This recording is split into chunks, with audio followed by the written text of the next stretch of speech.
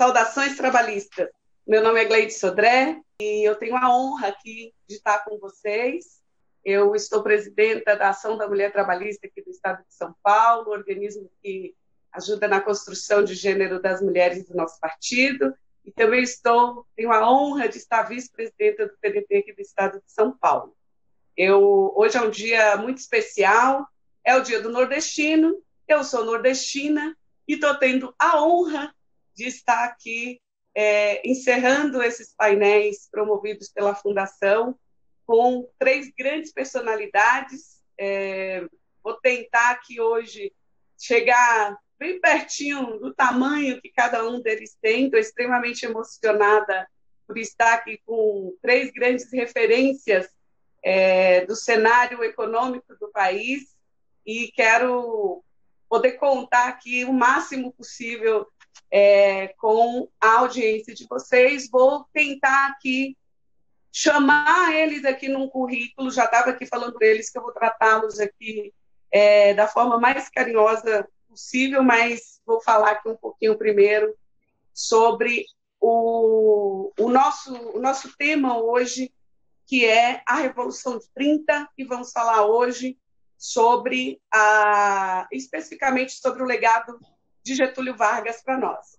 Então, nós do PDT e da Fundação Leonel Brizola Alberto Pasqualini, através do Centro de Memória Trabalhista, vamos promover hoje o último debate sobre a comemoração dos 90 anos da Revolução de 1930. Eu quero saudar a todos e a todas e fazer aqui um comentário bem breve sobre a Revolução de 30 com vocês.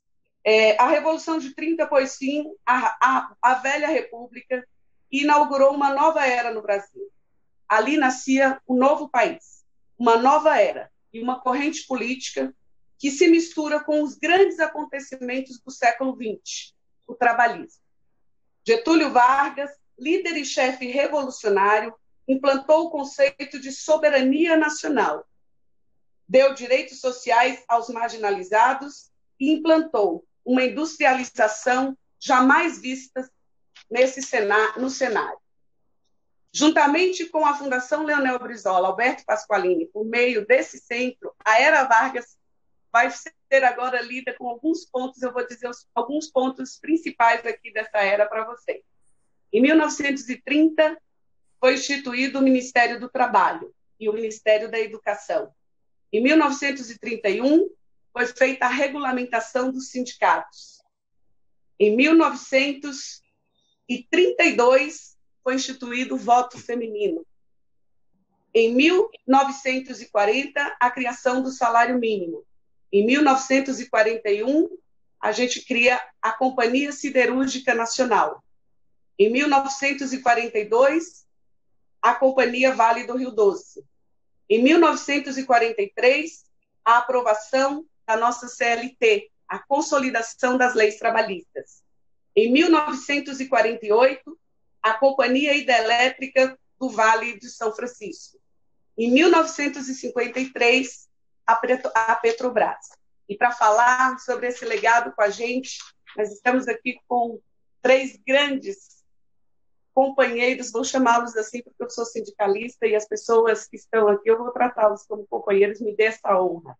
Eu vou estar aqui com a gente hoje o Guilherme de Oliveira Estrela, geólogo, que ingressou na Petrobras em 1965, foi diretor de exploração e produção da Petrobras de 2003 a 2012, mas vocês certamente o conhecem como o pai do pré-sal. Aqui comigo também está o professor de economia pela Unicamp, o professor Luiz Gonzaga Beluso, doutor em economia. Em 2001 foi incluído na biografia de dicionários de economistas, que é os 100 maiores economistas do mundo, né, que são citados nessa biografia. Recebeu o Prêmio Intelectual do Ano, o Prêmio Juca Pato, em 2005, e é considerado o melhor economista heterodoxo do Brasil. E não sou eu que estou dizendo isso só do seu currículo, não, viu, professor? Várias pessoas que me deram aula falaram isso a seu respeito. E está aqui comigo, me perdoem os que que antecederam essa apresentação, mas eu chamo ele de querido, porque ele é meu querido companheiro de partido, meu querido ministro querido do meu coração, Ciro Ferreira Gomes, advogado, professor universitário, escritor, foi deputado estadual de 1983 a 1988, foi prefeito de Fortaleza, governador do Ceará, ministro da Fazenda, ministro da Integração Nacional, deputado federal, secretário de Saúde do Ceará, e ainda nos deu algumas obras maravilhosas para a gente poder desfrutar, que foi No País dos Conflitos, em 1994, O Próximo Passo, que ele fez junto em 1996, numa parceria com o queridíssimo Mangabeira Unger, e agora também teve o desafio chamado Brasil em 2002 e o projeto nacional O Dever da Esperança, que metade do Brasil está lendo agora. Ele lançou agora durante a pandemia, né, Ciro? Então, eu estou extremamente honrada de estar aqui com vocês hoje. Eu quero agradecer mais uma vez à Fundação e ao Centro de Memória Trabalhista pelo convite e também cumprimentar aqui a todas as mulheres da Ação da Mulher Trabalhista que me legitimaram para estar aqui hoje e que são as mulheres que fazem também essa construção do país. Eu vou começar aqui o debate, porque hoje eu vim aqui para ouvir, para aprender com vocês, e a gente vai começar aqui com o queridíssimo Ciro, porque o Ciro tem uma agenda para cumprir, então ele vai precisar falar primeiro aqui com a gente. Então, eu vou fazer uma mudança aqui na nossa programação. A gente vai começar o debate, vou dar 5 minutos primeiro para o professor Beluso falar, depois 5 minutinhos para o Guilherme, e depois o Ciro fala por 15 minutos, e se o Ciro ainda tiver um tempinho, ele permanece na conversa, senão fique muito à vontade, Ciro, para poder cumprir com essa agenda que a gente sabe que houve um compromisso não menos importante, né? Tudo é importante, eu sei que você tinha se programado para estar aqui hoje com a gente, mas eu sei que houve um imprevisto e você vai precisar sair antes do término do nosso debate. Mas eu vou passar primeiro, então, para os 2 primeiros convidados, e você tem um tempo maior, tem 15 minutos para falar com a gente, tudo bem? Então, a nossa principal questão aqui para a gente iniciar esse debate, e aí, professor Beluso, 5 minutos para o senhor falar sobre ela. Quando estiver faltando 1 minutinho, a gente te dá um sinal, tá bom? Quais foram os impactos e as marcas do desenvolvimentismo, vocês vão ver que eu engasgo quando eu falo essa palavra, de Vargas na trajetória do Brasil. Quero que o senhor faça aí seus comentários por 5 minutos. É um prazer ouvi-lo. Então, Gleisi, 5 minutos são muito modestos diante da grandeza do Getúlio Vargas, né? Que foi certamente o maior estadista brasileiro. Eu lamento dizer, eu conheci alguns, eu fui assessor do Dr. Ulisses Guimarães, que era um homem pelo qual eu tinha o maior respeito e, na verdade, admiração, mas quem estuda a história do Brasil, mesmo que superficialmente, percebe que a Revolução de 30 foi uma ruptura na sociedade brasileira, uma ruptura modernizadora e muito importante, que vai muito além, é uma construção de um outro Brasil, a partir da ruptura com a República Velha, né? Que vai muito além do desenvolvimentismo, é o desenvolvimento tendo em vista a modernização da sociedade, a mudança da sociedade. Eu posso citar, assim, não em sequência, mas posso citar vários episódios, né? a decisão, por exemplo, de fazer a defesa do café, de comprar os estoques, quando, na verdade, a Grande Depressão sobreveio, e ele empreendeu uma ação, na verdade, muito avançada para a época, né? Que eu diria uma ação keynesiana avant la lettre, né? Antes do tempo, porque ele protegeu a renda e a vida dos brasileiros, né? E deu início a uma mudança importante no processo de desenvolvimento, né? Então, o Getúlio fez muito mais do que, né? Por exemplo, se pegar, eu vou dizer para você, já que a gente está numa conversa, viu, Gleisi? Se pegar os relatórios do Banco do Brasil, dos anos 30 para frente, você vai ver uma coisa admirável, que é a utilização do banco para promover a industrialização. Quando eu olho hoje para o debate brasileiro, eu fico envergonhado porque nós retrocedemos, né? Porque ele usou, na verdade, as instituições disponíveis de uma maneira muito criativa.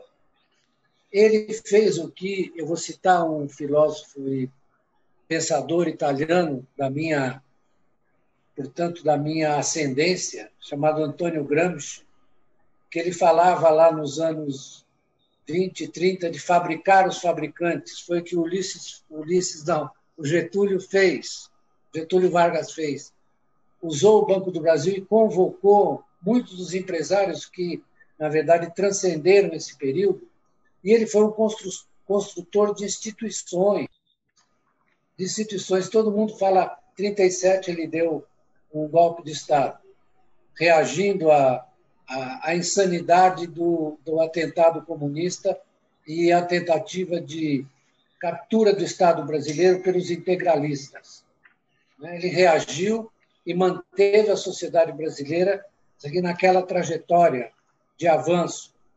Eu costumo citar a criação do DASP, do Departamento de Serviço Público, que é fundamental, porque o funcionalismo público ele era todo ancilar ao poder local. Os funcionários não prestavam concurso, não tinham independência, né?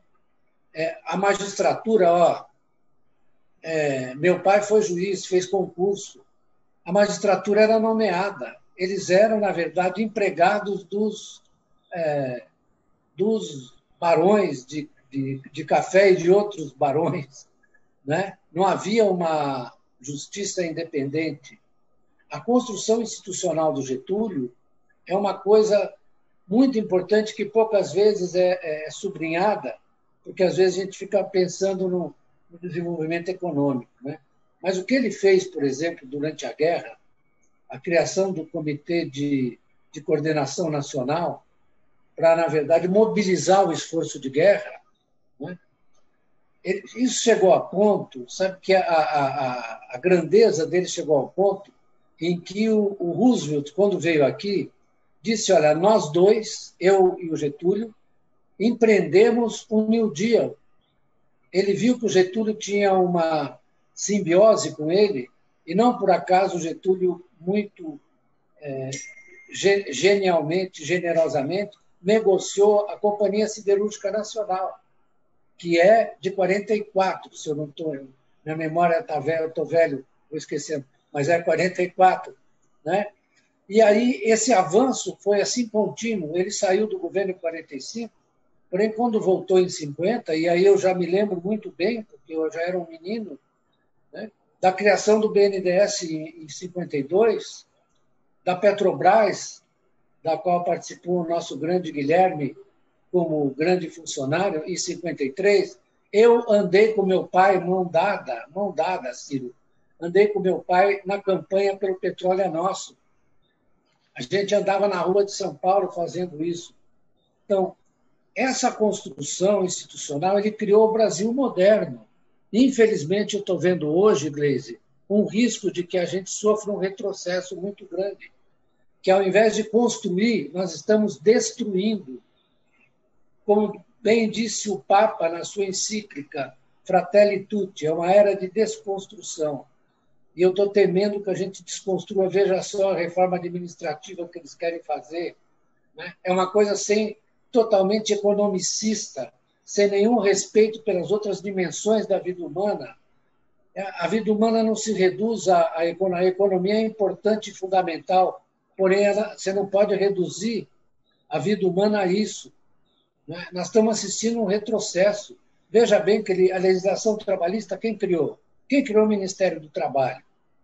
Reconheceu a funcionalidade e o caráter fundamental do trabalho, da criação dos sindicatos, etc. Né?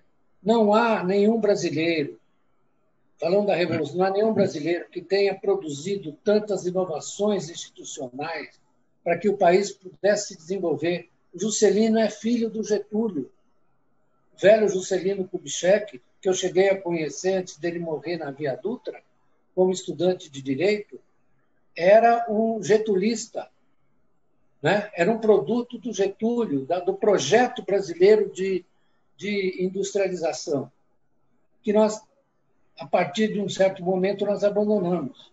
E eu vou dizer uma coisa muito desagradável. Desagradável não, muito controvertida. Eu estava lendo hoje, a propósito da nossa live aqui, o manifesto do Grupo 3 de Outubro, que foi criado pelos tenentes, que se manifestaram, né, de uma maneira muito adequada sobre o que o Brasil precisava, sobre a modernização, falando daqueles que produzem, aqueles que trabalham, que merecem ser atendidos pela nossa nova Constituição, né?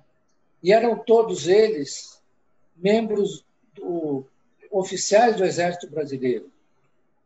E isso passou. Eu conheci muito. Eu estudei no Rio de Janeiro, no Colégio Santo Inácio. Eu ia ser jesuíta, infelizmente eu abandonei essa ideia. Mas você vê que o Papa Francisco é jesuíta, né? Mas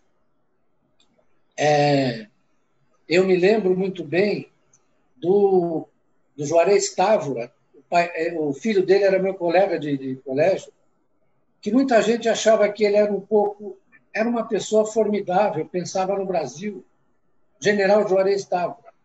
Isso passou para os outros, a despeito do golpe militar, que, na verdade, com o qual nós não podemos, eu convivi com Ulisses durante 20 anos, não podemos concordar, porém, nós temos que reconhecer que eles não abandonaram o projeto da industrialização brasileira, certo?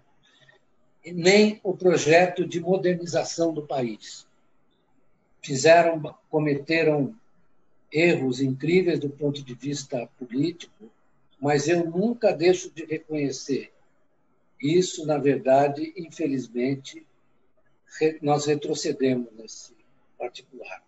E não há como não se fazer todos os dias uma homenagem ao presidente Getúlio Vargas. Leiam os discursos dele. Os discursos eram notáveis pela qualidade literária, pela capacidade de se exprimir, pela capacidade de se relacionar com o povo. Eu vi o Getúlio no Pacaembu, no estádio do Pacaembu, quando meu pai me levou, ele fez um comício lá. Não vou esquecer. E não vou esquecer também, só para terminar, que meu pai era juiz em Cananéia. Nós morávamos em Cananéia. Ali na região onde nasceu, você vê que tem gente boa e gente ruim. Nasceu o Bolsonaro. Nasceu ali em Xiririca, chamava-se Xiririca. Muito bem. E tinha uma ilha que tinha 3 eleitores.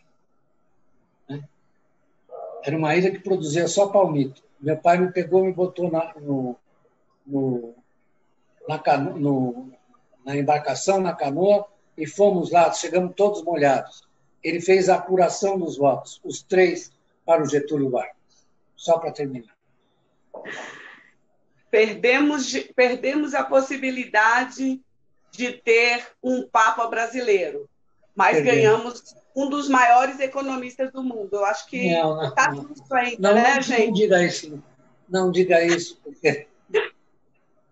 Quase nós tivemos a possibilidade de um Papa jesuíta brasileiro. Ia ser um tal de de, mais uma vez, a gente ficar melhor que os argentinos em alguma Esse coisinha, é o né? primeiro Papa jesuíta de todos os tempos, é o primeiro. É verdade. E não vai ser o último. Espero que não. Desde que ele seja como Francisco, Papa jesuíta e com os princípios de Francisco. Verdade. Então, passar agora para o nosso querido Guilherme Estrela. E aí você viu que eu faço um gestozinho assim de um dedinho, quando está faltando um minuto, tá bom, Guilherme? Tá bom. Eu posso pedir um minuto de licença aqui, que eu tenho gente batendo na minha porta, eu estou sozinho. Ótimo. Guilherme, um minuto, eu estou ouvindo você. Não se preocupe, não se preocupe. Estou te ouvindo, Guilherme, só vou sair um minuto.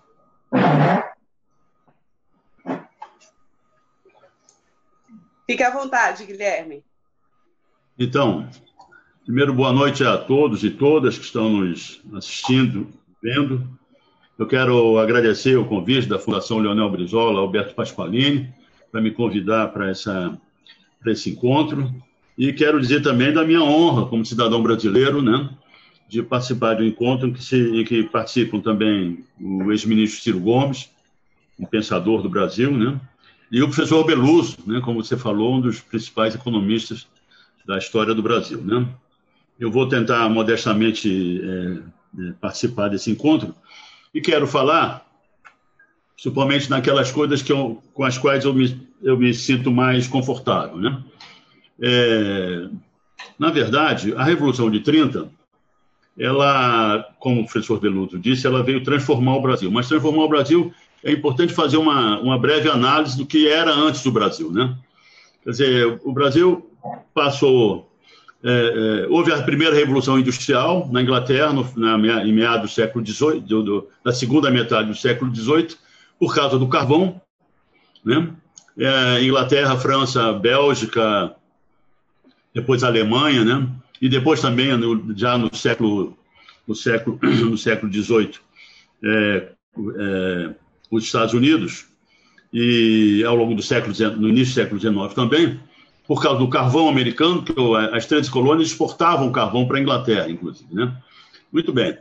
E Portugal e Espanha, que eram, naquela época, já em franca decadência, mas eram os principais países coloniais, né, do mundo ocidental, ficaram para trás, né? E o Brasil não tem carvão, né? Então, passamos o século XIX inteiro, né, sem energia, porque só foi no final do século XIX, meados da segunda metade do século XIX, que os Estados Unidos descobrem o petróleo e também desenvolvem o controle da eletricidade, a produção de eletricidade e a distribuição de eletricidade. Mas isso só foi ser aplicado no Brasil, realmente, na primeira década do século XX. Quer dizer, nós passamos o século XIX inteiro como estávamos em meados do século XVIII, né? E veio a República, durante os 10 anos do primeiro século XX, a gente teve um arremedo de oferta de energia na sociedade brasileira, mas muito pouco, né? E politicamente estávamos naquele regime e, na verdade, refletia um Estado absolutamente agrário, né? E com uma produção mineral, extrativa mineral de superfície, na cata, que muito, muito pouco participava do produto interno bruto brasileiro. Então, que era a famosa República Café com Leite, que praticamente não mudou muito pouca coisa, e que foi levada até 1930. Quer dizer, a Revolução de 30, na verdade, foi o final do século XVIII do Brasil. Nós vivíamos aí no século XVIII. Entendeu? Então, a Revolução de 30, como o professor Beluso disse, veio transformar o Brasil, quer dizer, uma proposta de transformação do Brasil, né? Que era atrasado, era escravagista, inclusive, e o Getúlio traz uma proposta de industrialização, entre outras, né? Já com uma ideia que hoje a gente, enfim, lendo o espírito da Revolução de 30, uma ideia absolutamente moderna e atualizada de que a industrialização depende fundamentalmente da oferta de energia, né? Então, o Getúlio vem com essa... O Estado brasileiro era absolutamente desorganizado, nós éramos uma confederação de estados, né, uma série de direitos, não havia uma gestão nacional. Getúlio veio com um projeto nacional e desenvolvimentista, isso que é a verdade, né, e instalam um governo nacional, com toda uma infraestrutura administrativa moderna também, né, e eu fui dar uma refrescada de memória nas suas composições lá de ministério, essa coisa toda, com a energia considerada segurança nacional, como um ponto de soberania e segurança nacional, né? Ele cria um dos primeiros decretos dele, uma das primeiras leis, né, que ele aprovou, e foi o Código de Águas. Eu vou falar também, depois a gente vai conversar mais, o Código de Águas, e já nesse Código de Águas, ele trata da regulamentação da utilização das águas superficiais, né, para uso industrial, para uso de distribuição doméstica, industrial, nas capitais urbanas, né, e inclui o aproveitamento hidrelétrico das águas. Quer dizer, a energia estava ali num Código de Águas, que era tratado de uma maneira absolutamente simplória pelos governos anteriores, né? Muito bem, e aí ele veio. A herança do Getúlio, com essa preocupação com a energia, né? Veio, e depois foi criado o DNPM, a gente pode falar isso depois, mas enfim, a Revolução de 30 trouxe uma visão moderna, né? E junto desse esforço industrializador, nós não tínhamos praticamente indústria, né? A nossa indústria era uma indústria de terceira linha, de segunda ou terceira linha, porque o maquinário todo era importado, né? A gente tinha uma indústria têxtil, uma indústria de calçados, uma indústria pequena, mas, na verdade, era importante. Um município aqui vizinho da cidade onde eu moro, Friburgo, chama-se Cantagalo. Foi onde surgiu foi o primeiro grande município produtor de café do Brasil, né? E fui lá até um pequeno museu. Uma vez eu fui lá e vi no pátio do museu um arado, né? Eram duas rodas de ferro, duas rodas, uma barra, né?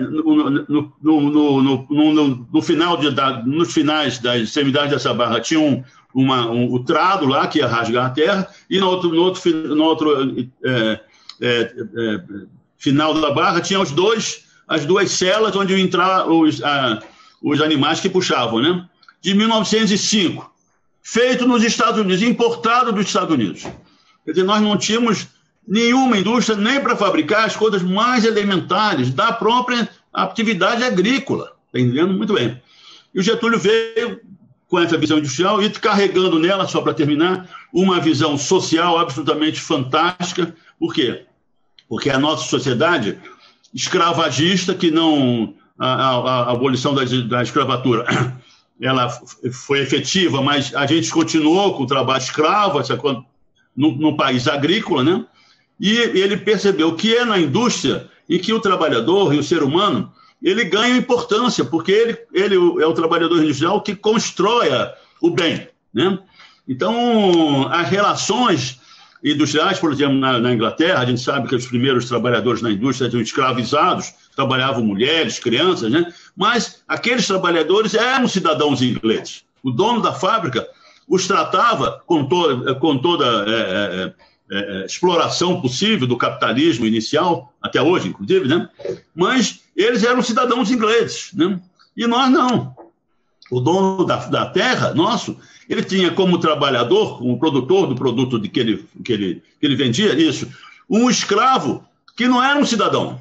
As relações eram completamente desrespeitosas e preconceituosas com respeito ao cara que trabalhava e ao próprio trabalho. O próprio trabalho em si não era valorizado na República Velha, como não era valorizado durante o Brasil todo, inclusive o período colonial. Então, o Getúlio veio trazer isso, realmente com um Estado organizado, modernizado e com essas facetas de valorização social absolutamente presentes no seu projeto.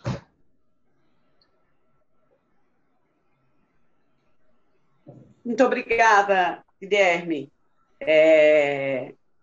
A gente vai voltar no segundo bloco e aí você vai poder comentar um pouquinho mais sobre essa questão desse perfil desse trabalhador e dessa nova produção, isso. Tá bom? Agora eu passo aqui com muita honra. Preciso dizer que a gente está com muita saudade de você aqui em São Paulo, viu, Ciro? Passo com muita honra. Estou extremamente honrada e emocionada de estar aqui contigo, viu? Espero que você que a gente consiga cumprir o horário que a gente combinou com você aqui direitinho, tá bom? Então, você tem seus 15 minutos aqui para nos passar muita informação. Muito obrigado, minha queridíssima Gleide Sodré, que é a nossa companheira de muito valor, é uma nordestina feita paulista, é uma mulher brasileira de grande valor e grande talento, por quem eu desenvolvi uma estima fraterna, um respeito, um carinho muito grande. Fico muito feliz de vê-la, estou com saudade e devo chegar aí proximamente para pedir um voto para o nosso Márcio França e para a nossa tropa do PDT, porque nós precisamos desesperadamente construir um caminho alternativo e o centro da crise brasileira é São Paulo e a saída necessariamente para o Brasil passa por São Paulo achar um caminho alternativo. Eu fico muito feliz de cumprimentar o Manel Dias, que preside a nossa fundação, Leonel Brizola, Alberto Pasqualini, pela felicidade com que ele, mesmo nós estamos no meio de um calendário eleitoral, aqui o Sarto, nosso candidato a prefeito de Fortaleza, testou positivo para a Covid-19, então a gente tem que correr para suprir as agendas do Sarto, que, enfim, tem uma campanha delicada, difícil, mas estou muito animado, de maneira que eu, mesmo assim, considero muito importante a feliz iniciativa da Fundação, do Manel Dias e de você mediando, da gente mencionar, comemorar os 90 anos da Revolução de 30. E essa honra e essa alegria crescem muito, porque eu tenho um afeto, uma admiração, um respeito e uma gratidão como patriota que sou, amante do Brasil, a esses dois grandes brasileiros que aceitaram generosamente repartir essa noite conosco. Todo jovem brasileiro precisa conhecer o maior petroleiro de todos os tempos, que é Guilherme Estrela. É o cérebro privilegiado deste homem que, na contramão de todos os relatórios, de todas as simploriedades técnicas e tecnológicas, ele, gênio extraordinário que é, afirma que há, abaixo da camada do pré-sal, um imenso estoque de riquezas, onde está, se não fosse o entreguismo, a pátria e canalha dos que nos governam, né, o dinheiro suficiente para nós emanciparmos o povo brasileiro. Guilherme, é uma honra muito grande. Esse país tem que trazer você de volta para a linha de frente da luta e não pode dispensar um cérebro da sua sofisticação. O professor Beluso é meu mestre, meu querido, é outro patriota que tem uma larguíssima folha de serviços prestados ao Brasil. Pouca gente sabe da influência do Beluso na formação de um pensamento autônomo na economia brasileira, em momentos em que a leitura de orelha de livro assume o poder com o neoliberalismo mofado, que já não tem mais nenhum intelectual minimamente respeitável no mundo exterior, que defenda essa patuscada que nos foi vendida como ciência boa, sendo ideologia de quinta categoria. E o Beluso tem um pensamento original que influenciou uma das principais centros de formação do pensamento brasileiro, que é a nossa Unicamp. Ainda ontem, professor Beluso, eu tive a honra, no meio dessa azáfama de campanha eleitoral, de participar de uma aula, não é, de um seminário lá na Unicamp, e aí tive a ocasião de mencioná-lo mais uma vez. Vamos aos fatos. Por que as sociedades civilizadas comemoram datas, personalidades, assim como nós estamos procurando fazer hoje por essa iniciativa? Basicamente, eu tenho para mim que as civilizações civicamente sadias, essas palavras estão perdendo moda, elas fazem essas comemorações por duas razões. Uma generosa e a outra egoísta, sem deixar de ser generosa também. A primeira grande razão generosa é a expressão da gratidão aos fundadores, da gratidão aos revolucionários, daqueles que, como é o caso do Getúlio Vargas, deram literalmente a sua própria vida à construção de uma nação chamada Brasil, que hoje está, não é, sendo levada à breca por esses anões morais, canalhas, incompetentes, entreguistas, vendilhões da pátria que nos governam ante a perplexidade da maioria esmagadora do nosso povo, que anda muito sofrido. O Getúlio, todos já disseram, e eles vão iluminar mais esse debate, para que a gente destaque esse lado da nossa homenagem, que é o reconhecimento, a gratidão. O Getúlio tem uma lista de realizações que o coloca sem favor como o maior estadista sem rival da história brasileira. É bom que a gente lembre como é que começa o Getúlio, não é? E E eu preciso dizer isso, que eu menciono até nesse livreto que eu estou estimulando as pessoas a lerem no Brasil.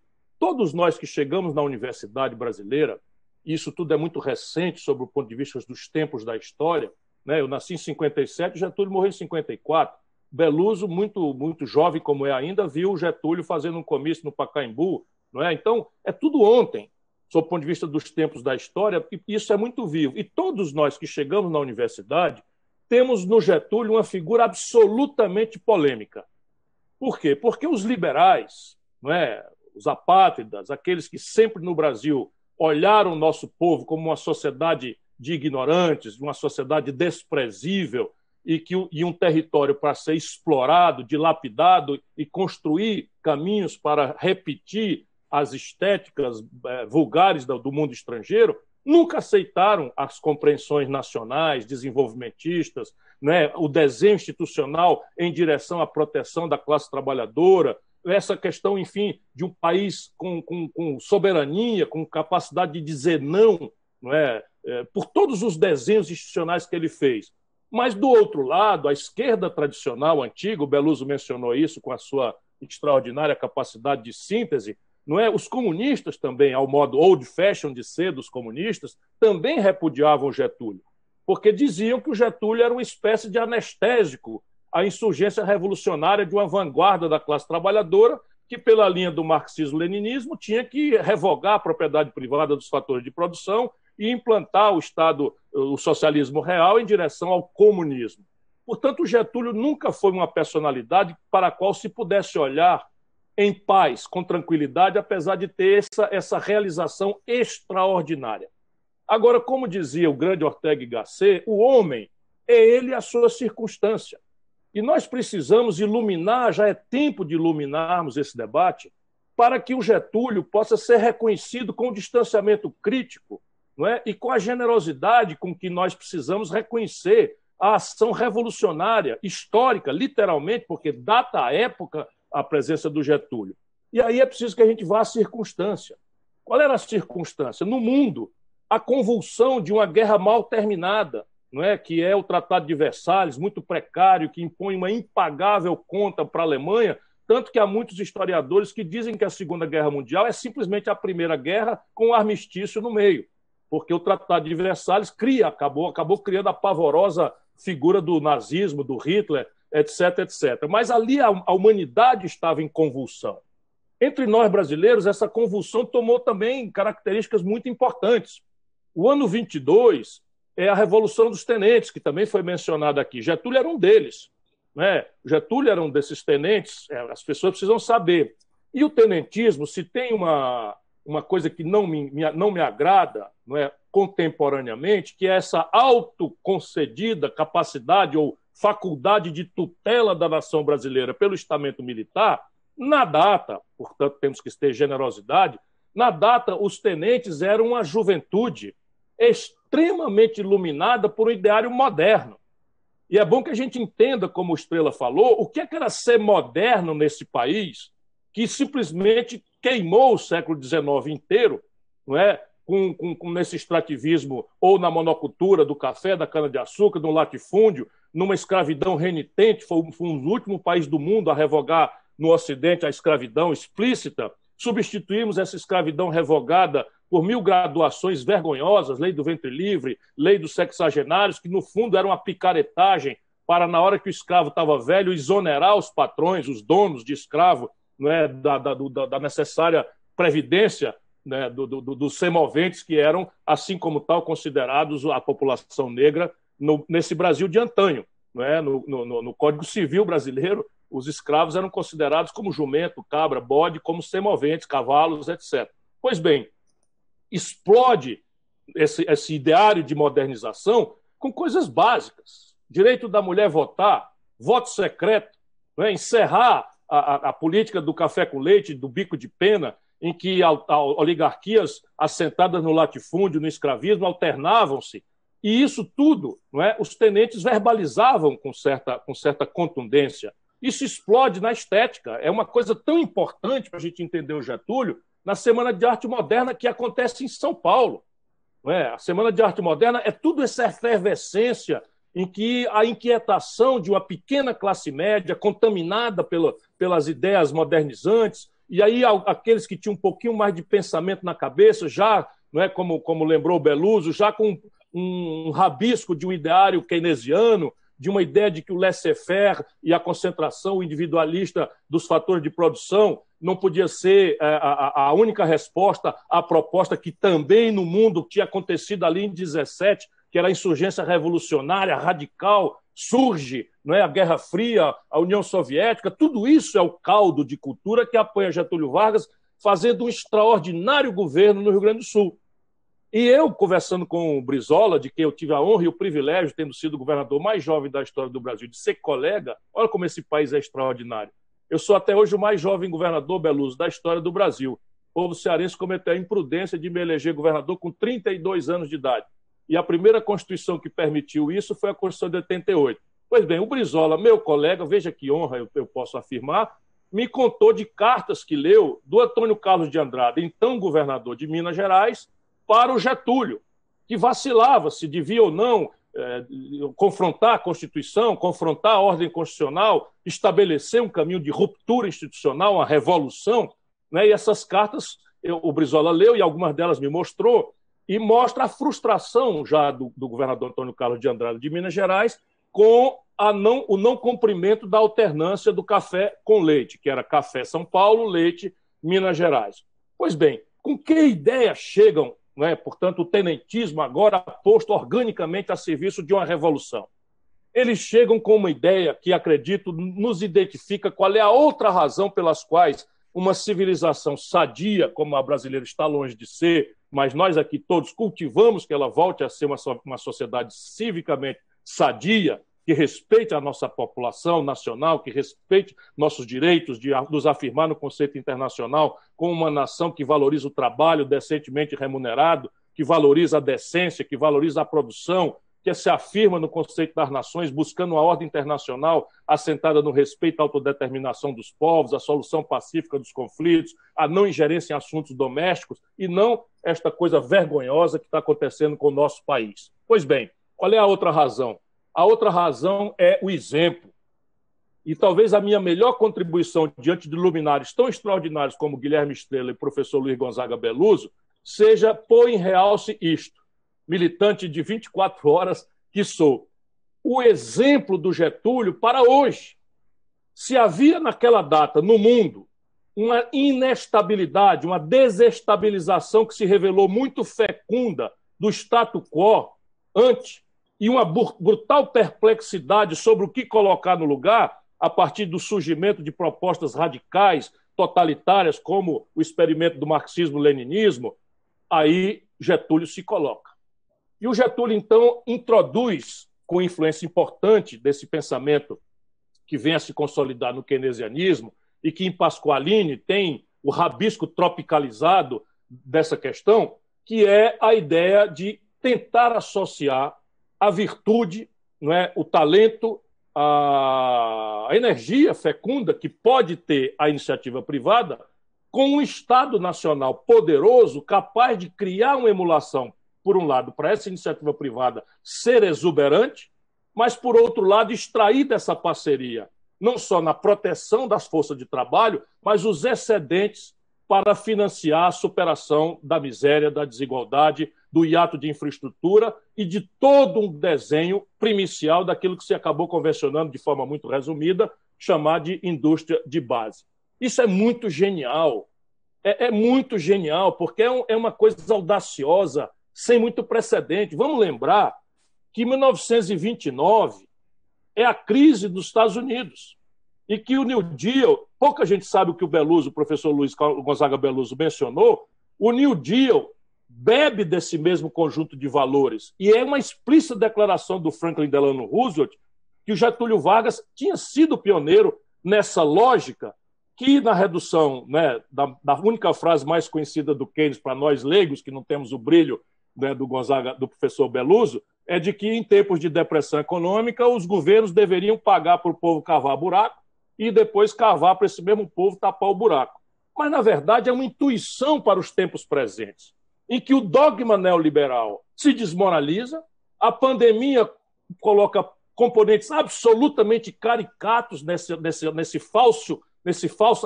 falsa austeridade fiscal, que desnuda, deixa nua, deixa desavergonhadamente nua, e nós vemos que é uma realidade muito esteticamente, muito horrenda, se eu puder ser pleonástico aqui na palavra, esse turbocapitalismo financeiro, rentista, que está destruindo o planeta Terra e que substituiu na cabeça do povo, da humanidade, a ideia de ser feliz no ambiente dos valores, na subjetividade do amor romântico, na compaixão, na solidariedade, na insurgência revolucionária, na seresta, no belo futebol do Palmeiras, se a gente for como o Beluso, não é? Provando que todo gênio tem sua fragilidade. Não é? O Beluso é apaixonado por futebol, chegou à audácia, não é? De emprestar o seu cérebro, o seu talento, sua personalidade para entrar de cartola, não é? Num ambiente tão constrangedor e difícil como esse. Não é? Isso é uma maravilhosa prova da incompletude espetacular do ser humano, que faz da gente seres adoráveis, não é? Pelo menos no meu amor, não é? Pelas pessoas. Enfim, mas o que é que eu estou querendo mencionar aqui? Nós ali não tínhamos uma burguesia nacional. Nós ali tínhamos uma sociedade, eu vou pintar em rapidíssimas pinceladas, era uma sociedade de analfabetos rurais que viviam de uma economia rural de subsistência, plantando mal e porcamente para comer se as coisas dessem certo, enquanto apenas 18% do povo brasileiro vivia nas cidades, agarrados ali na monocultura e em regime absolutamente semi-escravo. É esta sociedade civil débil, frágil, né, pouco consistente, sobre a qual Getúlio se lança com todos os riscos e propõe uma ideia. E essa ideia é mais moderna, eu tenho dito isso ao Lupe, para quem também mandou um abraço. Ela talvez seja mais moderna do que jamais fora na vida brasileira.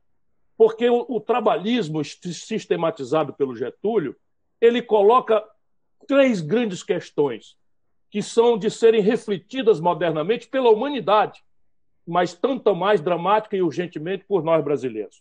Primeiro, a questão nacional. Ora, a questão nacional não é uma coisa de patriotada, não é uma coisa que fazer como o Bolsonaro, que diz que é Brasil acima de tudo e entrega tudo para os americanos. Não tem nenhum projeto de nada, de absolutamente nada. A questão nacional deriva basicamente de uma questão trágica, é que a condição de empreender, de ter salário, de produzir, de trabalhar, de recolher impostos com o que se financia ou não, mal e porcamente ou não, as políticas públicas e as infraestruturas, não é global.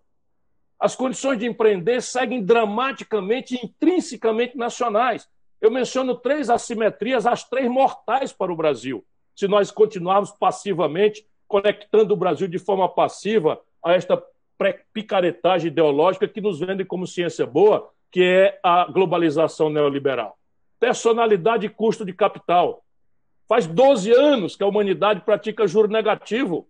Hoje o governo brasileiro está pagando 3 pontos acima da sua própria taxa oficial, que é a Selic, porque não tem confiabilidade. E qualquer brasileiro comerciante desconta uma duplicata nesse momento, 12 anos de juro negativo lá fora, no Brasil se desconta o duplicata a 40% ao ano em São Paulo. A personalidade não é só o custo. Cadê o venture capital? Cadê o seed money? Cadê o angel money para financiar a inovação dos jovens empreendedores potenciais brasileiros? Se o Steve Jobs nascesse no Brasil, era Uber. Era entregador do Uber. Era entregador do iFood. Porque a ideia dele recebeu um tipo de financiamento que praticamente não tem relevância. A exceção, para justificar a regra, não existem no Brasil. A outra assimetria competitiva que coloca a questão nacional como dramaticamente objetiva é o nível de sofisticação tecnológica. Qualquer bobão, menos o Paulo Guedes, sabe que a decisão de consumo hoje é basicamente um ditado do estado da arte da tecnologia em bens e serviços, setor a setor. O segundo lugar não interessa mais. Ninguém mais quer saber de viver com a química fina, a informática, a telecomunicação, os novos materiais, nada do bem de capital de segunda, de terceira mão, de terceira geração. Ou é o estado da arte, é o up-to-date do último estágio, ou não serve para nada. Pois bem, o domínio tecnológico está causando disrupturas entre nações desenvolvidas e dentro dos seus próprios territórios. O que não dizer no concerto internacional? Aí está a disputa do 5G. A nós brasileiros é dado apenas o direito de escolher o 5G americano ou o 5G, né, chinês. E nós vamos pagar a conta de uma vida moderna que o nosso povo tem direito de aspirar, com milho, soja, gado, bode, galinha, minério de ferro in natura e petróleo bruto? Essa conta não fecha. E são os canalhas, esses que estão ainda insistindo nessa diretriz genocida da nação brasileira. A questão da maturidade tecnológica, Getúlio. E a terceira grande assimetria, ainda dentro da questão nacional, é a escala. Ora, o bom, bonito e barato é entregue no mercado brasileiro por corporações globalizadas ou chinesas, parece que, por definição, o chinês já é mega escala, com tal quantidade que o preço final é mais barato do que custa produzir ou o mesmo serviço ser prestado. Invariavelmente, a escala destrói a pequena escala. E 7 em cada 10 empregos no Brasil vem de pequena escala, vem de pequena empresa. Portanto, a questão nacional, com o desenho, né, que o Getúlio tinha, da gente poder mandar no nosso próprio nariz, de construir uma nação para todos os brasileiros com dignidade, se aperfeiçoa e se moderniza com a constatação de que a integração internacional do Brasil ao mundo nos apanha nessa condição absolutamente hostil de competitividade, impossível de ser seguida se nós deixarmos que essa competição seja arbitrada por um consumidor descuidado, orientado apenas a escolher o bom, bonito e barato por um apelo consumista que, de um lado, destrói o planeta Terra e, de outro lado, vai quebrar o país, porque vai quebrar já é uma inveterada atitude de um otimista, porque eles quebraram já o Brasil. O Getúlio colocou, para além da questão nacional, e não quero ser muito mais cansativo do que estou sendo, para não lhes furtar o privilégio de ouvir o Guilherme Estrela e o Beluso, mas o Getúlio põe a questão do desenvolvimento. Isto é um negócio que a gente precisa, de uma vez por todas, colocar na cabecinha da nossa nação brasileira, que desenvolvimento jamais foi, na história da humanidade, consequência fatalista do espontaneísmo individualista, egoísta das forças de mercado. Nós todos aqui somos capazes de reconhecer o talento, a força, a exuberância, a capacidade extraordinária que a iniciativa privada tem de ser um extraordinário e essencial coadjuvante do processo de desenvolvimento. Ninguém tem dúvida disso, eu acredito. Porém, jamais foi na história humana a iniciativa privada capaz de produzir desenvolvimento. Não é tarefa dela. Ela não é capaz disso. Deixada livre, espontânea, como essa picaretagem ideológica que nos vendem como ciência boa prevê, ela tende à crise, ao oligopólio, ao monopólio. Veja o que está acontecendo com o sistema financeiro brasileiro. 5 bancos monopolizam 85% de todas as transações financeiras do país e nós estamos aí com a economia em pandarecos e o setor financeiro tendo lucros exorbitantes financiados pelo governo, pelas canalices aí, em que o Paulo Guedes manda uma carteira de 3 bilhões de reais de ativos do Banco do Brasil ser vendida por 371 milhões de reais para o BTG, um banco que ele outrora fundou. Esse G aí é de Guedes. E o Bolsonaro disse que mandou acabar a Lava Jato porque acabou a corrupção no Brasil. Picareta! Picareta profissional, tu, Bolsonaro, é um picareta profissional. Corrompeu a mulher, corrompeu os filhos e está corrompendo a estrutura do Brasil. Pois bem, o desenvolvimento não é uma consequência fatalista do acaso. Getúlio, entre 1930 e 1980, o Brasil cresce 6,25% ao ano em média. Isso significa que em momentos de crise aguda, nós tivemos 15% de crescimento em alguns anos. Não foi uma coisa muito inusual o Brasil crescer acima de 10 pontos percentuais em função de uma coordenação estratégica imaginada pelo Getúlio e consolidada naquilo que resumidamente se chama nacional-desenvolvimentismo, mas é uma luta óbvia para modernizar, diversificar o perfil produtivo brasileiro, saindo da monocultura da cana e do café, que não agregam tanto valor, para uma indústria que virou a 15ª do planeta Terra. O Brasil não era nada quando essa gente tomou essa decisão audaciosa e a infraestrutura correlata e as energias a isso conexas, né? A Chesf, a Petrobras, é a mineração da Vale do Rio Doce, é a base siderúrgica da CSN. É impressionante, porque você pode até discutir privatização, mas não é possível que a nação brasileira, os jovens, não se incomodem com o seguinte fato. Ao longo de 50 anos, o Brasil cresceu 6,25% ao ano e de 1980 para 2010 cai para 2,2% ao ano e de 2010 para 2020, na hora que nós estamos discutindo essas questões brasileiras, o país cresce a zero, nascendo 2 milhões de novos bebês no nosso país por ano, com esses canalhas colocando com status constitucional sem precedente na literatura, nem na prática de nenhuma nação do mundo, um teto de gasto por 20 anos, que congela todos os gastos com saúde, educação, infraestrutura, investimento e deixa livre o gasto corrente, que é gasto corrente, com dívida pública. Essa questão do desenvolvimento tem que ser colocada de novo com a centralidade necessária para que a gente espanque a ilusão de que o espontaneísmo individualista vai resolver, ou pior ainda, que o capital estrangeiro virá em socorro do Brasil para financiar nosso desenvolvimento. Nunca houve isso na história da humanidade, ô Paulo Guedes. Deixa de ser irresponsável, deixa de ser picareta intelectualmente, que eu estou indignado. Como é que alguém diz que o Brasil vai ser salvo dessa tragédia com um nível de poupança doméstica de 15% do PIB caindo e agora vamos vender ativos brasileiros extraordinariamente depreciados no auge da maior fuga de capitais da história do Brasil? Guilherme, 150 bilhões de dólares fugiram do Brasil no período Bolsonaro. 150 bilhões de dólares. É o maior volume de fuga de capital da história brasileira desde que se mede esse índice, quando eu fui ministro da Fazenda do Itamar. E termino. A questão da pobreza. Essa é a grande homenagem que nós precisamos fazer ao legado do Getúlio, menos pela gratidão de quem fez a CLT, podíamos ter se discutido, não é, como a CUT faz até hoje, a unicidade sindical, ou não, porque as pessoas não percebem a realidade aonde, o homem é ele e a sua circunstância, aonde aconteceu, né, a proteção dos trabalhadores no Brasil. Não havia nuances de cinza, era preto ou branco a humanidade na data.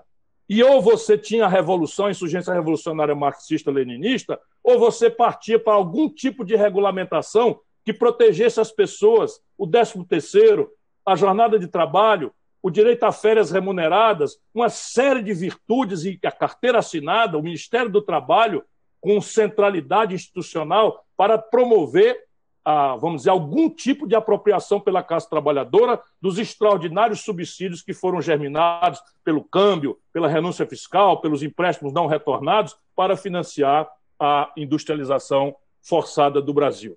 Enfim, eu acho que me exagerei um pouco, mas é o Guilherme e o Beluso que me inspiram. Eu acho que aqui está. Obrigado, grande brasileiro Getúlio Vargas, por ter se imolado em defesa da nação brasileira, quando tantos canalhas como os que hoje nos governam aviltam a nação, nos envergonham, nos cobrem de vexame, não é? e de ser contemporâneo dessa miudice e tal. Que os tenentes de 22 estão revirando no túmulo, vendo essa meia dúzia de generais entreguistas, bandidões, não é? 3.500 oficiais da ativa ocupando cargos civis, transformando o Brasil numa república de banana, não é? Agora, fundamentalmente, o Getúlio é um apelo ao jovem brasileiro contemporâneo.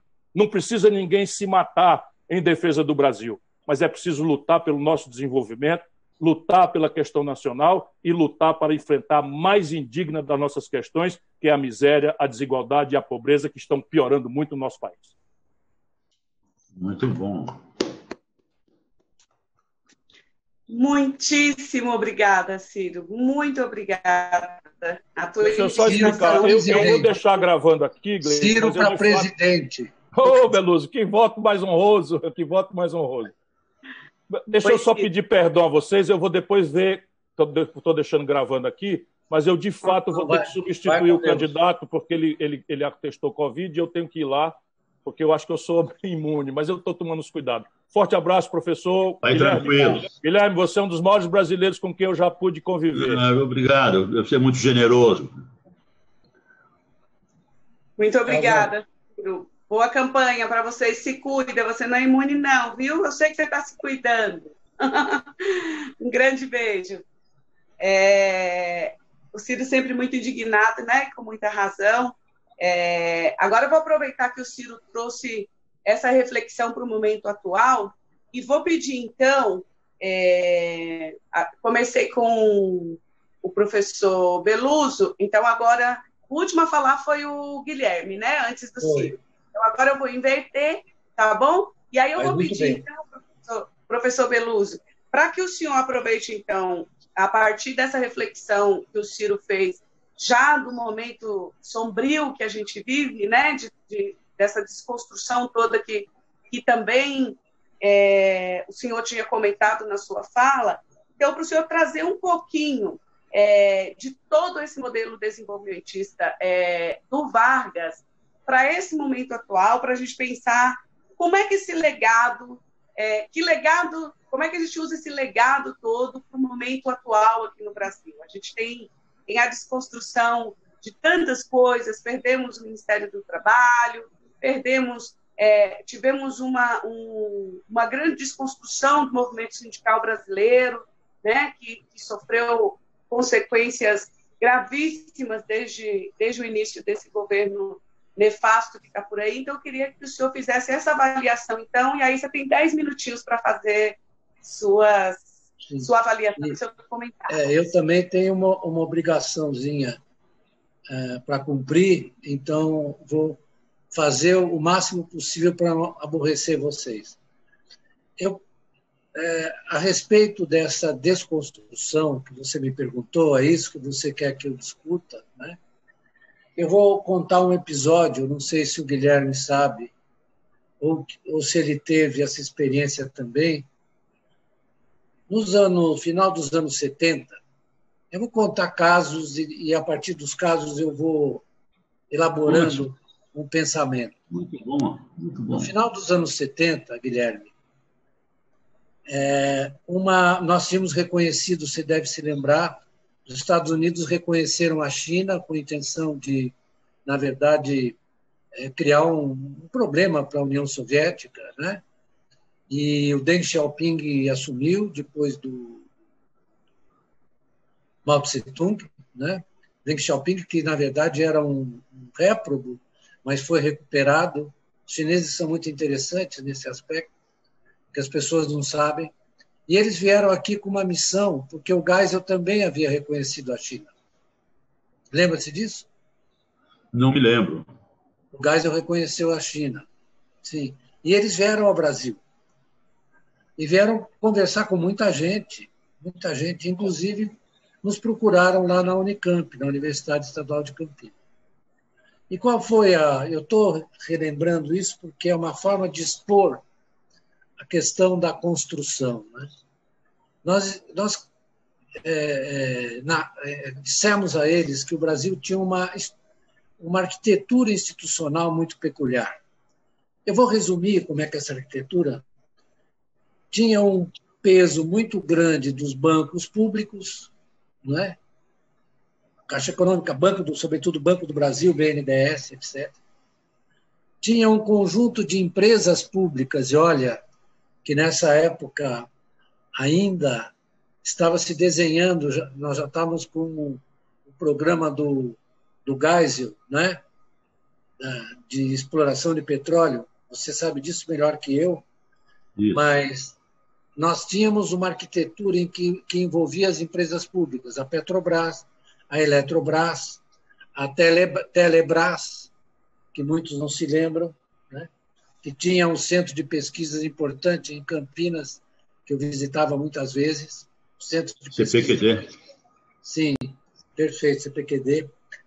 E nós fizemos essa exposição para eles. E eu me lembro que um deles pediu para ir à nossa usina em construção, que eles acabaram replicando com as Três Gargantas, que era a... Isso. A obra maior deles. Né? A obra maior, né? Ali perto do Rio Paraná, no Rio Paraná, né? Na verdade, a nossa Itaipu. Eles foram lá e tiraram fotos lá, e voltaram e mostraram para a gente. Então, nós fizemos essa exposição, viu, Guilherme? E é isso que eles estão, ao longo do tempo, eu me lembro muito bem de uma expressão, eu não gosto de fazer ataques pessoais, mas é uma crítica política, a expressão do fim da era Vargas. Você se lembra disso, Guilherme? Lembra-se disso? Expressão usada por o nosso presidente Fernando Henrique Cardoso. Fim da era Vargas. Né? Por quê? Por que eu tenho que dizer isso? Obrigado a dizer. Porque São Paulo sempre foi uma região muito avessa. Você, Gleides, é paulista, eu também sou, muito avessa ao Getúlio, a despeito do Getúlio, no seu processo de industrialização, ter promovido a concentração industrial em São Paulo.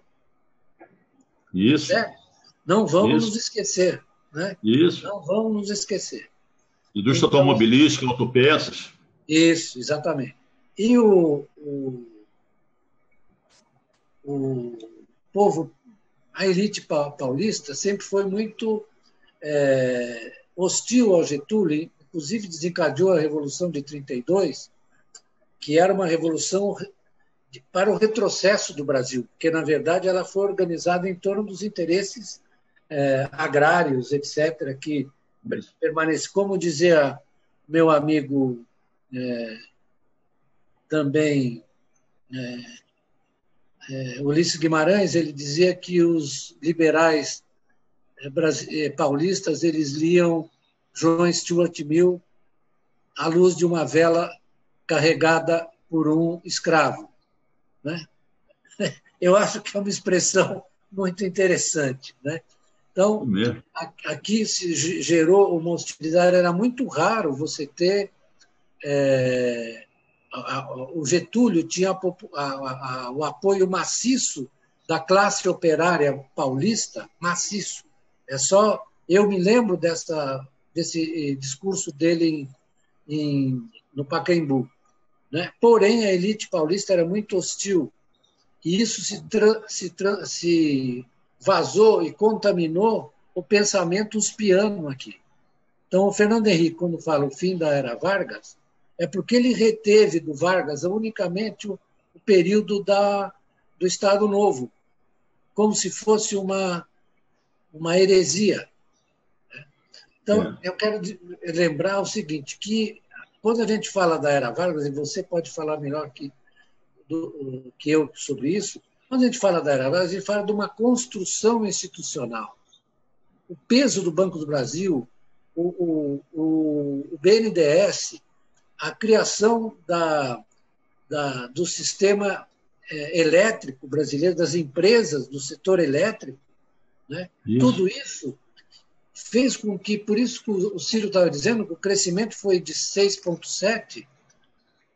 Por quê? Porque as empresas públicas e os bancos públicos elas permitiam que o gasto fosse feito na frente para estimular o setor privado. O que o Getúlio fez, eu vou repetir aqui, foi uma coisa que o Keynes disse. Ele disse: é preciso que o governo, ele não precisa, na verdade, se apropriar de todas as indústrias privadas, ele precisa coordenar isso. Coordenar com o quê? Usando as empresas, ele diz, corpos semipúblicos, bancos públicos, de modo que você pudesse investir na frente. Você sabe disso, qual é a importância disso, Estrela? O que a Petrobras fez para gerar todo um setor de óleo e gás no Brasil foi importante porque ela investiu na frente. Então, o fim da era Vargas foi uma ideia péssima, uma péssima ideia, porque isso significou, na prática, você começar com as privatizações. E eu estou com muito receio de que esse governo, porque eles pensam o seguinte: nós vamos privatizar e arrumar dinheiro para abater a dívida pública. Ora, isso é uma coisa primária, porque você perde um instrumento de coordenação da economia que é fundamental. Olhem os chineses. Os chineses nos copiaram. Pouca gente sabe que eles têm essa arquitetura institucional entre bancos públicos, empresas públicas e setor privado. E, na verdade, todo avanço tecnológico deles depende dessa arquitetura. Não é isso? Então, Gleides, o que me deixa preocupado é que nós podemos sofrer um retrocesso de grandes proporções. É uma coisa que me deixa preocupado. Eu já estou com 78, vou fazer 78, meus filhos, né, são jovens, querem, na verdade, viver num país melhor. Eu me preocupo com eles. Isso, Beluso. Me preocupo com eles. Né? Veja você a ideia de que você vai fazer as reformas trabalhistas, que é, na verdade, o avesso do que o Getúlio fez. Por quê? Você quer a carteira verde e amarela. A carteira verde e amarela, Guilherme e Gleides, é, na verdade, a volta ao putting-out system do mercantilismo, ainda antes da Revolução Industrial. Você pagava por peça ou por hora. Certo? Ele diz que vai pagar por hora. Isso é um desastre do ponto de vista macroeconômico também, porque você vai reduzir substancialmente o poder de compra das classes trabalhadoras. Para quem que os caras vão investir aqui? Para quê? Para quem que eles vão vender? Então, nós estamos numa trajetória muito perigosa e muito negativa para o futuro do Brasil. É isso que me preocupa. Né? Sem dúvida, Beluso. Eu passo a palavra a você, Guilherme. Perfeito, professor. Sabe, eu tenho a honra de ser dirigente sindical. Eu estou diretora do Sindicato dos Metalúrgicos de Osasco e região aqui em São Paulo, e eu sei os impactos que essa reforma trabalhista trouxe na vida dos trabalhadores e de todos os trabalhadores brasileiros, mas sei como a indústria, como os trabalhadores, a classe operária da indústria de transformação foi atingida. Foi muito feliz e eu não esperava outra coisa de alguém da sua grandeza, de trazer essa reflexão para a gente aqui. Viu? Muito obrigada. Então, agora, Guilherme, por favor, nos honre aí com a tua palavra. Pois é, Gleice, é o seguinte,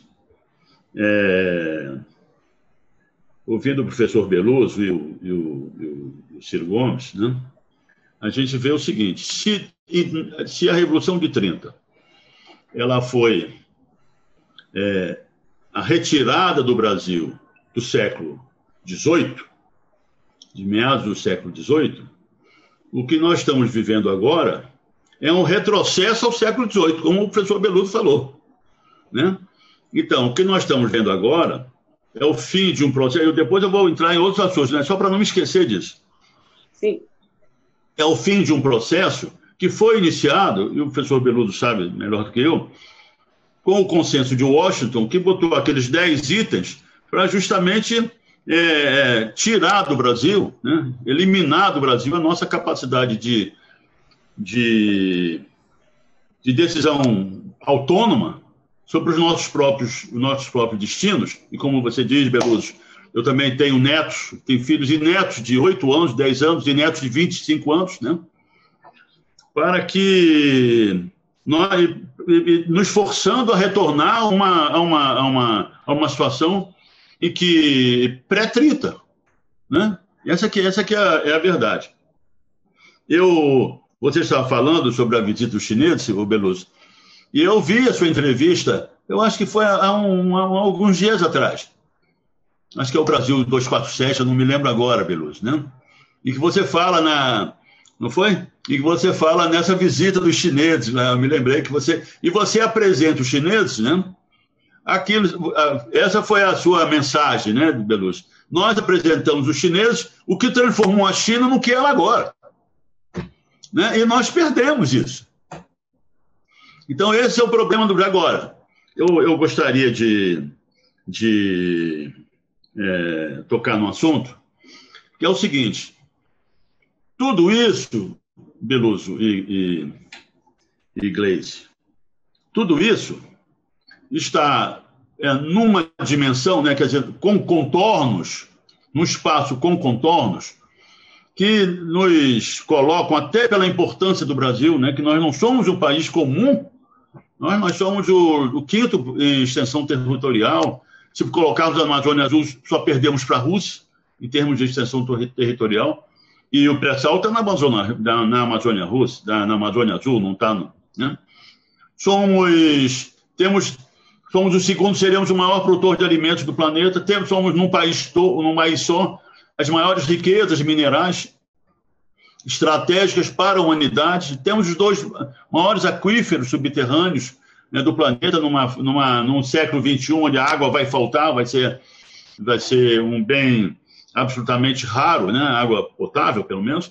Então, somos um território regado e banhado por rios de superfície, né? Muito bem.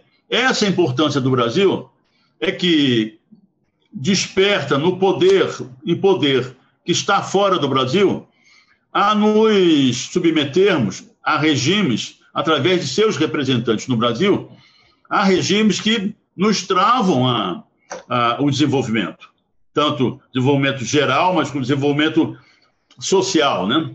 Então, é o que a gente está vivendo hoje. Então, é o seguinte, se nós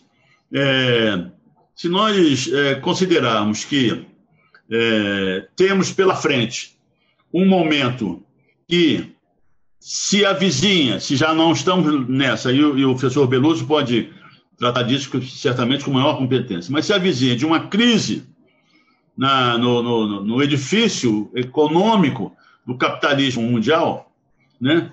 Assim como a crise de 29, não é mesmo? Quer dizer, o Brasil, até pela sua importância, repito, ele fica na dependência de muitos acontecimentos mundiais, né? Que o poder mundial, por uma crise, ele tira um pouco da sua atenção sobre o Brasil e vai resolver seus problemas, né? Foi a crise de 29, foi a Segunda Guerra Mundial, né? Não é mesmo? Quando os Estados Unidos, eles precisando do Brasil, eles assinaram lá o Acordo de Washington com a Companhia Siderúrgica Nacional, com a Vale do Rio Doce, né? Concordando com a encampação da Itabira Mining Company, né? Que passou a ser a Vale do Rio Doce. Então, havia uma preocupação do grande poder capitalista mundial com outros problemas que hoje atribulavam e deixaram o Brasil de lado, vamos dizer assim, né? E isso, de alguma forma, não digo que facilitou, mas de alguma forma abriu espaço para a Revolução de 30 e para as reformas do Getúlio, né? Criando um Estado nacionalista, organizado, essa coisa toda, né? E depois permitiu que o próprio Getúlio ainda negociasse uma série de itens relativos ao desenvolvimento nacional, principalmente na área siderúrgica, né? Inclusive com o financiamento do Exim Bank, né? Como foi feita a Siderúrgica Nacional. Mas, acabada a guerra, aí é que isso me chama a atenção. Acabada a guerra, a Alemanha assina a rendição em maio de 45, o Japão em setembro de 45, o Getúlio cai em novembro de 45. É interessante, quer dizer, acabada a guerra, o grande poder internacional volta novamente as suas atenções para um grande país que tem um potencial gigantesco de ser um protagonista da cena geopolítica global. Aí, durou 6 meses, a Alemanha se rende, o Japão se rende, e os 2 meses seguintes já tudo cai. Com os mesmos militares que outros haviam sustentado nos últimos 15 anos. Né? Então, o poder estrangeiro, enfim, não brasileiro e, na maioria das vezes, anti-brasileiro, ele retoma a governança brasileira através dos seus representantes, como você disse, Beluso, da classe, da elite paulista, enfim, de outros tantos interesses privados, né? E assim vem. Sobre o ponto de vista, sobre o aspecto do petróleo, que eu sei, a Constituição de 46 acaba logo com a preferência que o CNP tinha e que a política getulista tinha para empresas brasileiras e constituídas no Brasil por brasileiros. Abre completamente, sob pressão já naquela época, isso está registrado, sob pressão das grandes empresas nacionais, né? Mundiais, né? Muito bem. E isso vem. E aí, a cada momento, o Getúlio é eleito em 50 e retoma o projeto brasileiro, né? Mas começa a passar dos limites e é levado ao suicídio, principalmente pela Petrobras, né? E pelas outras, né? As outras medidas que ele tem tomado, que ele tinha tomado, inclusive em 51, importantíssimo, a criação do CNPq. Foi importantíssima a criação do CNPq em termos de ciência e tecnologia para sustentar um projeto industrial autônomo, né? E essencialmente brasileiro, né? Muito bem. Aí o Getúlio vem novamente com isso e é levado ao suicídio, né? E aí nós viemos nesse processo, Beluso, que você sabe tão bem quanto eu, quer dizer, governos eleitos que tentam recuperar a Revolução de 30 são depostos, né? E assim entrou o Jango, que foi deposto, entrou, enfim, vieram os outros, né? O Lula também sofreu isso, né? Então, afinal, entra o Fernando Henrique Cardoso, que, como você fala, o Fernando Henrique Cardoso decreta: a era Vargas acabou. Quer dizer, ali começa efetivamente, novamente, sob o mando e sob a orientação de interesses não brasileiros, e não só não brasileiros, mas anti-brasileiros, começa a derrocada, começando, como disse Fernando Henrique Cardoso, começando efetivamente a destruir tudo que o Getúlio fez. Teve a iniciativa. Aí eu vou abrir um parênteses rápido. É o seguinte: eu deixei de falar nisso, mas o Getúlio, ele é realmente, como Ciro e Beluso falaram, o maior estadista da história do Brasil, mas é de longe, né? A sua visão do conjunto das possibilidades brasileiras e de como o Estado brasileiro tem que participar efetivamente da construção de um país soberano, né? Como nós sonhamos. Muito bem. E aí, a partir da eleição do Fernando Henrique, começa esse processo, interrompido com a eleição de 2003, de 2002, com o Lula, mas o processo vem. Quer dizer, esse grande poder brasileiro, ele perde o governo, mas não perde o poder. Não é mesmo? E vão acontecendo os casos, eles pegam o problema acontecido na Petrobras, né? E transformam isso, além de punir os corruptos e tudo mais, mas transformam isso num processo absolutamente fraudulento, né?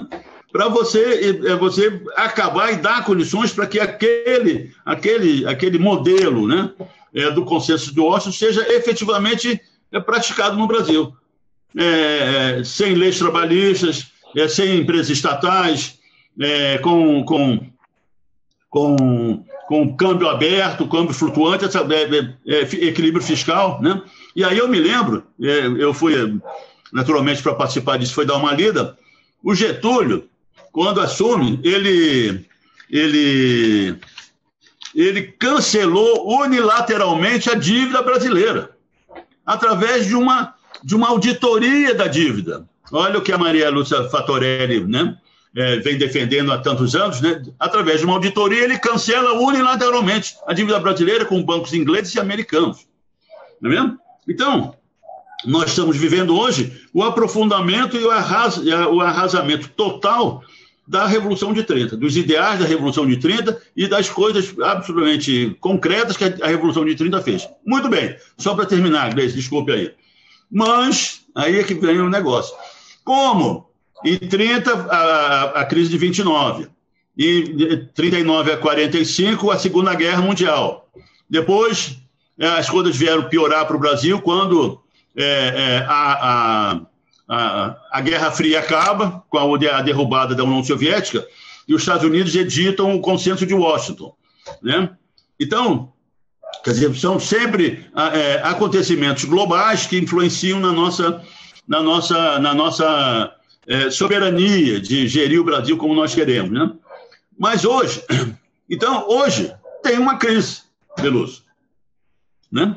Tem uma crise, e essa crise, eventualmente, e aí eu tenho que abrir um parênteses, quer dizer, absolutamente solidário com a dor das famílias.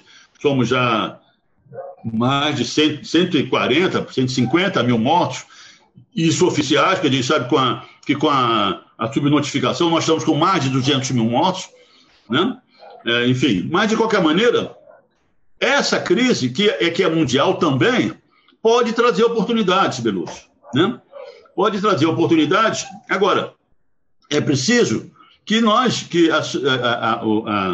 a camada pensante, reflexiva e conhecedora mesmo das soluções políticas, econômicas, sociais, essa camada efetivamente se dedique a um estudo de oportunidades que essa crise pode trazer, para nós tentarmos, de qualquer maneira, iniciar um processo de recuperação e de reconstrução, né, desse modelo de Brasil, cuja essência, cuja estrutura, né, foi inaugurado em 1930. Agora, como faremos isso? Essa é a grande questão. E eu não vou perder essa oportunidade. Esse vai ser nosso próximo debate, né, Guilherme? Hein? Esse vai ser nosso próximo debate. Como faremos isso? Exatamente. Como é? E aí, cada um tem uma opinião, mas é o seguinte: eu acompanho aqueles que só com o povo brasileiro mobilizado que nós conseguiremos mudar isso. Né? Porque nós estamos com um Estado completamente dominado por esse poder que não é brasileiro, todos nós sabemos disso. O Intercept trouxe isso à tona, como é que nós permitimos que a interferência estrangeira fosse de tal forma oficial no Brasil. Muito bem. Então, é o povo brasileiro. Eu vou te pedir de fato, como é que... Desculpe, eu vou te pedir para encerrar de fato, porque a gente já ultrapassou aqui bastante. Ótimo. Muito bem.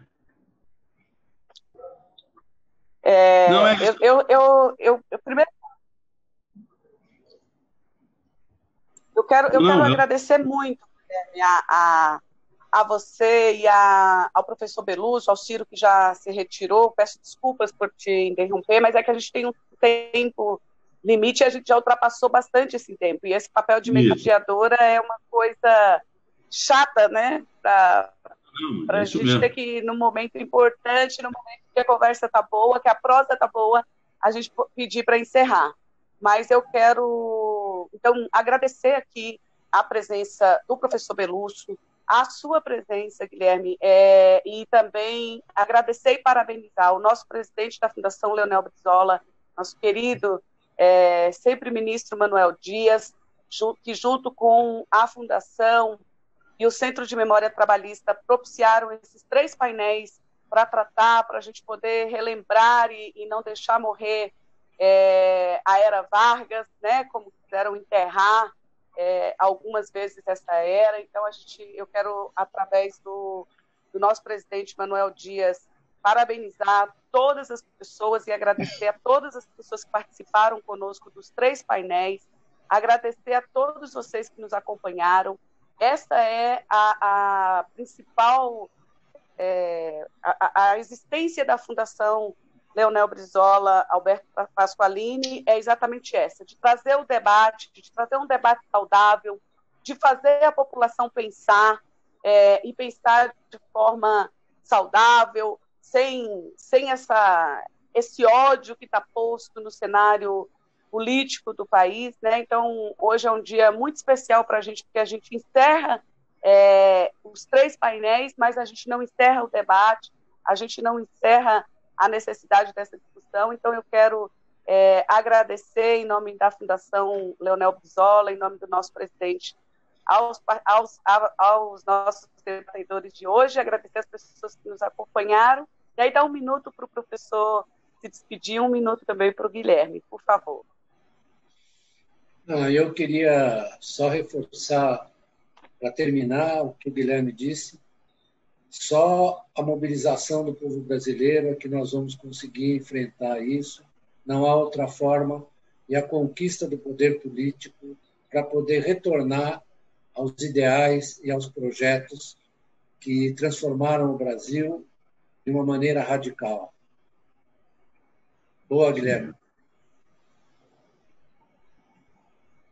Sim, é isso mesmo, professor. Então, eu concordo também com o que você disse e vamos continuar nesse empenho, né? de mobilizarmos o povo brasileiro, e, se possível, pelo voto em referendos revogatórios, né? Porque com o povo se manifestando através do voto livre e direto, maciçamente para referendos revogatórios que revejam tudo isso que está sendo feito, esse é a grande força que a sociedade brasileira como um todo terá para pressionar os órgãos governamentais e nós superarmos essa fase com a eliminação de tudo isso que está sendo feito, que está destruindo o Brasil. Então, tá bom. Então, muito boa noite a todos e a todas. Muito obrigada por nos acompanhar. Viva a Fundação. Muito obrigada. Parabéns, presidente Manuel Dias. Viva Getúlio. Viva o trabalhismo. Viva o PDT. Até breve.